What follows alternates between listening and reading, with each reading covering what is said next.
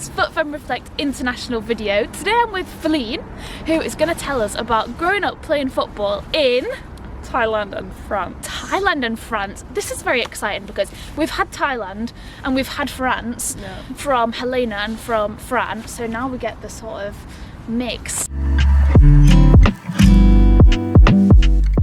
How did you get into football?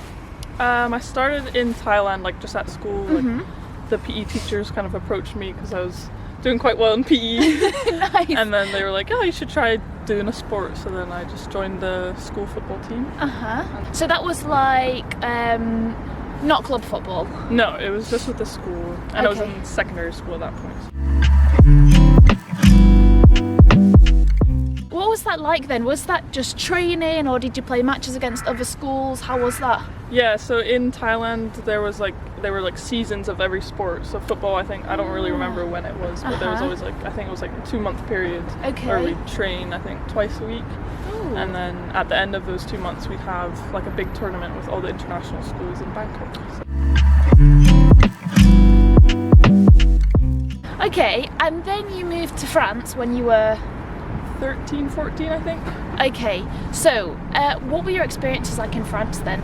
At first I was a bit disappointed because my school wasn't very big on sports because we were like in the middle of the city. We didn't really have any of our own facilities or anything like that. That was Paris, right? Yeah.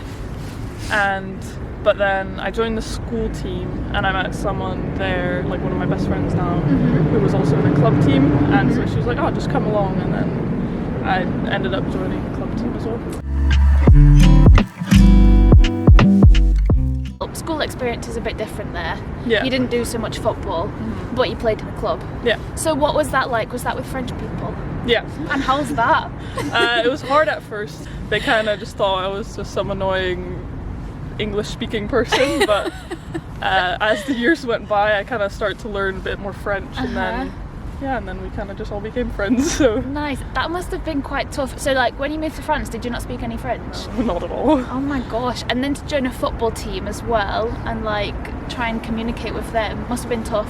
Yeah, it was hard at first, but I think football's good in that kind of aspect because if you just watch someone like watch the coach explaining the drill, you kind of get the hang of it. So True. Very true.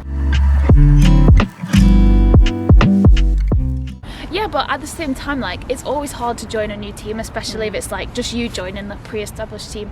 So doing that where you don't even speak the language, that's tough. It was quite hard, but well, that's really good. And I bet you learnt a lot of French. Yeah, like, there. All of my French comes from football, and none of it from school. So. What was the name of the club that you played in? It was called ESSES, so it was like it was like sports school of the 16th. Ah, okay. 16th arrondissement. Yeah. Bit of French in there. Okay, and what was that like? Like, I want to know sort of maybe how it compares to here, but also just on its own. Like, what was it? Where did you train? Did you play matches? I mean, everything. Yeah, it was actually quite structured. There's loads of teams in France and in Paris especially, and we train, I think, like 2 or 3 times a week, and then we also had matches every Saturday. So it was like a full like league and a bunch of cups as well. So nice. It's quite good. So that was like good facilities for training. Yeah, the facilities were quite good. Obviously, we got moved around quite a bit because it was all done by like the mayor of Paris. They they allocate the pitches to clubs. Okay. But we always had good pitches. It was nice 3G. What sort of a representation does women's football have in France? I think like locally the clubs are quite like well established, so like everyone is just really nice about it. We sometimes even have a bit of a crowd watching our games, so that was that's really good. Yeah. And then as a whole, I think at first it wasn't very good, but then after the World Cup, was it the Euros? It was the World Cup in 2019. Yeah, the World Cup. Then after that, like, it really progressed a lot, and so many girls came and tried out for the club. Like, really, when you were there? Yeah, we got like, I don't even know how many new teams, but we got like, because at first we only had like A and B, and then they started making even like C teams for the age group. So wow, it's quite good. That is literally, you've just summed up the importance of like media representation Yeah. of female, like women's football in one, because you've literally seen firsthand what effect that can have. Yeah, on even at girls. school, like, because obviously women's football wasn't like a big thing at school, but after the World Cup especially, like, I think a lot more girls started to join. Like, I wasn't at school at that point anymore, but I think there's a much bigger interest now, and they don't have to go around the school asking who wants to play a game. Yeah. That's so good. I'm really happy to hear that. In terms of media representation, could you like turn the TV on and watch a women's football match in France? I don't think so. That's the thing that hasn't really changed yet. But I think it's coming. Yeah, I do. I can feel it coming. Me too. How would you compare your experiences playing in France to here in Edinburgh at university? Ooh, first of all, it was just nice to be able to speak the same language.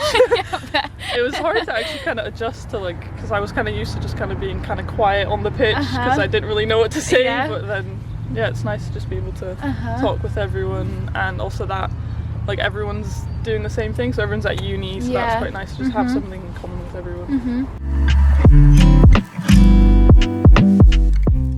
Okay, what does football mean to you? Ooh. I think it's always just been kind of an outlet. Like, yeah, just an outlet. Just at the end of the day, you can just go to training or play a match. Just have a good time with all your friends, and also just it's a good way to keep fit. Definitely, it is. And what would you say then to any girls or women that are thinking of giving it a go? Do it. There's no harm in trying. Exactly. And we've had such great experiences that, you know, everybody should just do the same. Yeah. All right, well, thank you so much. This has been a wonderful interview. Take 2, because the first time didn't go, it was snowing and windy and anyway, so this has been way better, so thanks so much. Bye.